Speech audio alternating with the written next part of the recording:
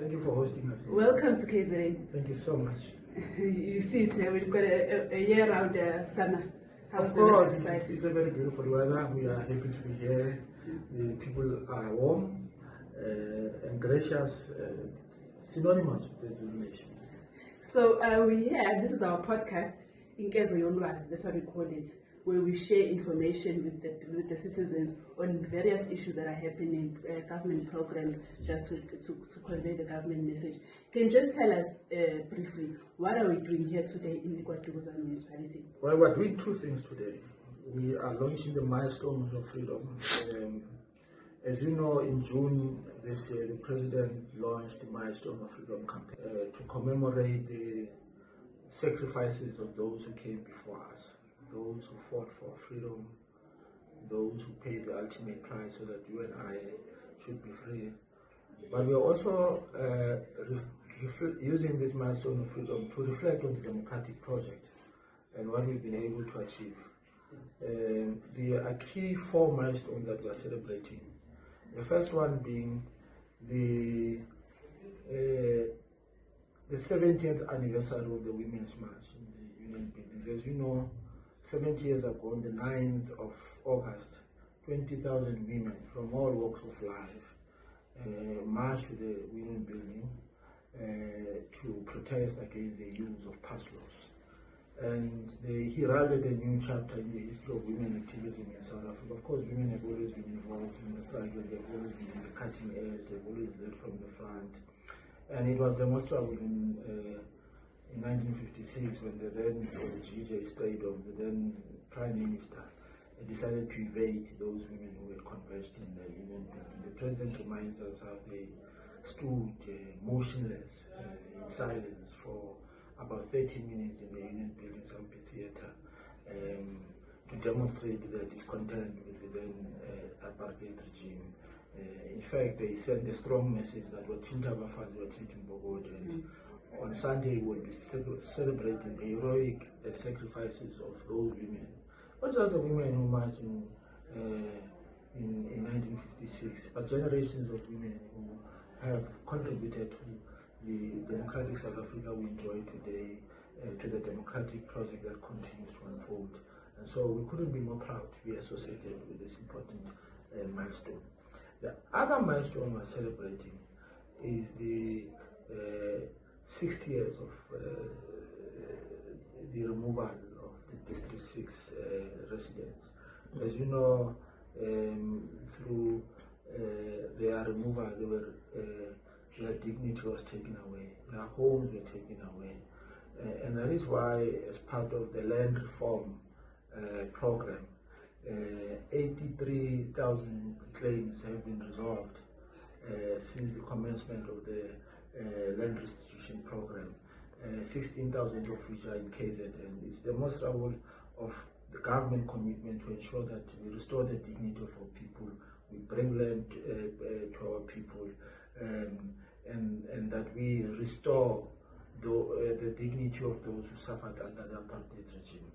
We are also celebrating the 50th anniversary of the Soweto student uprising, the gallantry of the youth of 1976, the youth who led the biggest student revolt in history. 600 young lives were lost in 1976 at the hands of the brutality of the apartheid regime. These were kids from primary to high school. You would know of the famous picture of Zoli Director Peterson. He was only 30 years old when he lost his life at the hands of the brutality of the apartheid regime. We reflect on this courage of young lions of yesterday, those who were prepared to lay down their lives so that you and I must be able to be taught at school in the language of our choice, in our preferred school of choice, and so on. So we celebrate these achievements because without the generation of 1976, we would not have achieved our freedom. It is this generation of 1976, the generation of 1940s of young people like Anthony Mbede, Nelson Mandela, Walter Sisulu, Oliver Tambo. Those were molded by Chief Albert Luthuli, who contributed immensely. The youth of 1980, those who were summoned by Oliver Tambo to render the country ungovernable in 1984. We celebrate that kind of heroism and courage of the youth of 1976 and all other generation of young people. We also mark the 30th anniversary of our constitution, which was enacted in 1996 in Sharpeville to mark the 1960 Sharpeville massacre, the very massacre which resulted in the ANC taking a decision to resort to the armed struggle. We celebrate this constitution, and we celebrate particularly the fact that it guarantees fundamental human rights, equality before the law, it guarantees the right to dignity, and it regulates how government functions, the principle of separation of powers. So we, and it's a constitution that is revered across the world. And so this is the reason why we're here, to celebrate these 4 milestones of freedom, to celebrate what we've achieved since 1994 and what we intend to achieve in the future. But we're also here because this is a home of Chief Albert, one of the most decorated freedom fighters. He was a trade unionist par excellence. He became a leader of the ANC. He joined the ANC in the 40s, went on to lead the ANC as president of the chapter of the ANC in KwaZulu-Natal in the early 50s. In 1952, he became ANC president until he died in 1967. He was by far one of the most celebrated icons, the first African to win the Nobel Peace Prize, which was won in 1960 and delivered in 1961. As you know, in 1961, the ANC had already decided that the route to freedom would be achieved through multiple means, including the armed struggle. So he had to reconcile his non-violent means with the notion of an armed struggle which had been resolved upon. He was reluctant either when the ANC decided to go into armed struggle, although his mind was changed because he was a Democrat, he believed in democracy, and he was persuaded by those who led with him at the time. I mean, he saw Nelson Mandela would go to prison and all the other Livonia tribes. He held the fort during the most difficult time of our struggle, and we owe him that cannot be repeated. Now, where we are currently, it's a TVET college, it's a student center, and a lot of youth, even today, the engagement had a lot of youth.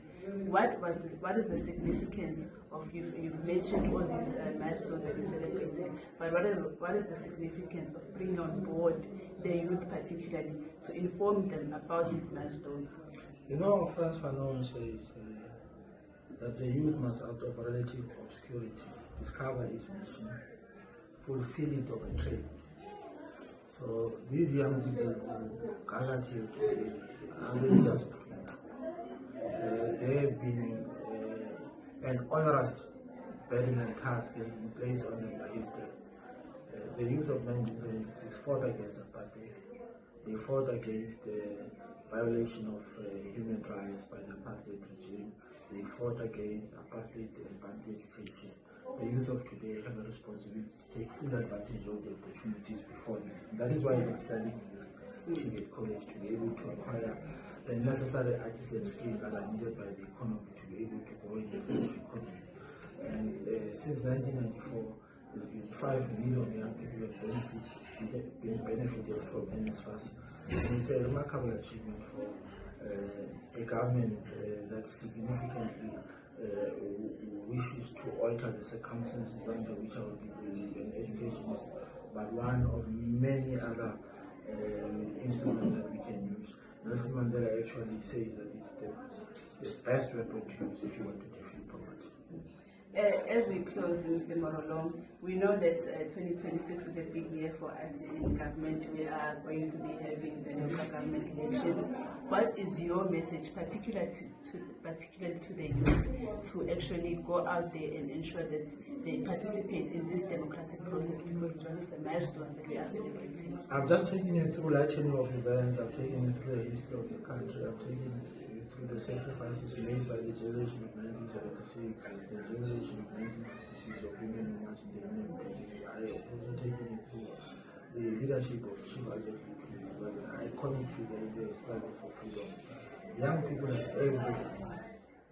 Must not miss the opportunity of taking full advantage of their inalienable right to vote, the right to vote for a party of their own choice. We encourage them to go in their numbers.